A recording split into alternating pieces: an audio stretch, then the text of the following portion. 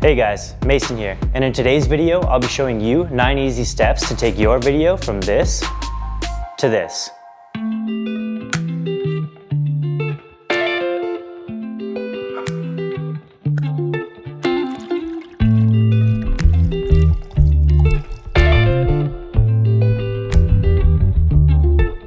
We made this video using some basic tools. In fact, every single shot you saw there was taken on a tripod. I wanted to make sure that this project was accessible to everyone, no matter what skill level you're at or how much gear you have. When I started out, I always found myself struggling to put together a decent product video. I'd made lots of videos and I really knew how to put together a sequence, but for some reason I couldn't translate that into my product ads. Lighting your shot is one thing, but taking that shot and turning it into a compelling sequence is a different story altogether. It all starts with your shot list. I'll be doing a video on that soon, but for now, I'll leave a couple helpful links in the description below. This is what our shot list looked like. Now that we've got our shot list written, it's time to dive into our first shot. But before we do, make sure you hit that subscribe button, because I'll be putting out a ton of content designed to help you grow as a filmmaker. Shot 1, intro. For our first shot, I wanted to set the stage by immediately telling the viewer what this video is about. I shot this on the Canon R6 with a 24-105 f4 lens. I shot at 24 frames a second in 4K and zoomed all the way in to 105. I then brought my camera close to the product and focused on the detail on the label. We really wanted this to feel like a high-end spirit sitting on a shelf, waiting to be taken. For this, we kept our backlight on and only turned our key light on halfway through the shot, emulating the effect of a light switch being turned on. Shot 2, wide establishing intro shot. For our second shot, I'm going to pull my camera back, keeping it at 105 while my production assistant grabs the bottle off of the table and pulls it towards himself. Pay attention to the clothing your production assistant is wearing if they're going to be in the shot. For this ad, I wanted my production assistant to act as the bartender pouring the drink, but I wanted the focus to be on the bottle. For this reason, I made my production assistant wear all black, exposing nothing but his hands so that he falls into the background. The production assistant I chose also has industry experience as a bartender. This takes it to the next level, but if you don't have access to people in the industry, your family or friends will do just fine. Shot 3, the build-up. For our third shot, I wanted to make the process of picking up the bottle just a little bit more dynamic. To do this, we filmed it from another angle, this time pushing the camera much closer to the bottle. I got my production assistant to go around the table to maintain our lighting and backdrop. From there, I had him pick up the bottle again, this time pulling it all the way to his chest and beginning to open the bottle.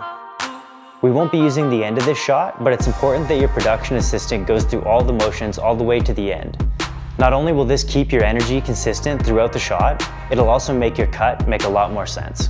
Shot 4, the story.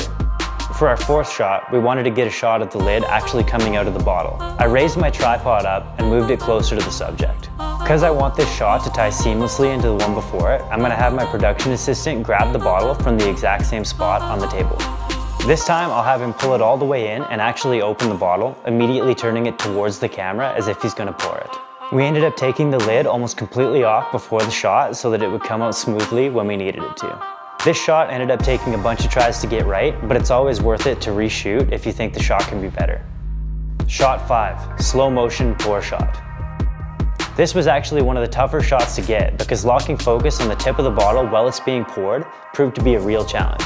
Remember to keep the direction of your pour consistent from shot to shot so that there's continuity throughout your sequence. This shot was taken at 120 frames a second, giving us that really nice, smooth, slow motion. If your camera can do 240 frames a second, do this as this will yield a much better result, but if your camera can only do 60 frames a second, this is fine too. What's most important is you never let your gear hold you back and you keep making videos. Because my camera can only do 120 frames a second in 1080, I really have very little room to crop in. For this reason, I had to make sure that my framing was perfect in camera. Shot 6, the wide slow motion pour. For this shot, I'll be using a glass full of Dancing Ghost acrylic ice. It's worth investing in the premium acrylic ice over the Amazon cubes, as these will really take your drink shots to the next level. I'll leave a link for where you can find your own Dancing Ghost acrylic ice in the bio. I use acrylic ice over real ice, as real ice has a tendency to melt, leaving a mess in your glass. Also shot in 120 frames a second, I want a nice shot of the drink hitting the cubes and dramatically spilling over them. The trick here was finding the right distance between the bottle and your glass. Too close to the glass and your pour wasn't dramatic enough. Too far away from the glass and your pour bounces off the cubes, spilling onto your reflective surface. We also had to ensure that the drink was being poured in the same direction as the last shot so that they would match up seamlessly. Remember to pour all your drink shots all the way to the top. This way, you'll have multiple drink shots to work with when you edit. Shot 7, the macro shot. For this shot, I wanted a close-up of the drink being poured. I shot it in 4K 60 frames a second so that I could punch in while still being able to slow it down. In between shots, we cleaned the glass and carefully placed the cubes exactly how they were before. I then had my production assistant pour the shot again, making sure he stayed behind the glass to keep the shots consistent. Shot 8, the medium pour shot. For our 8th shot, I wanted a slow motion shot of the last couple of drops hitting the drink. For this, I ended up using the end of shot 6 to keep it consistent. I like the way the end of this shot looked and fit into this sequence, but if yours doesn't fit into your sequence, feel free to shoot it again until it does. Shot 9, the hero shot. For our hero shot, I wanted my production assistant to place the bottle beside the glass and stand behind it proudly.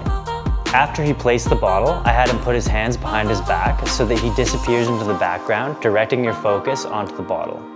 I shot this in 4K 60. I wanted a sharp hero shot, but I knew I also wanted the ability to slow it down to match the pacing of the other shots that came before it.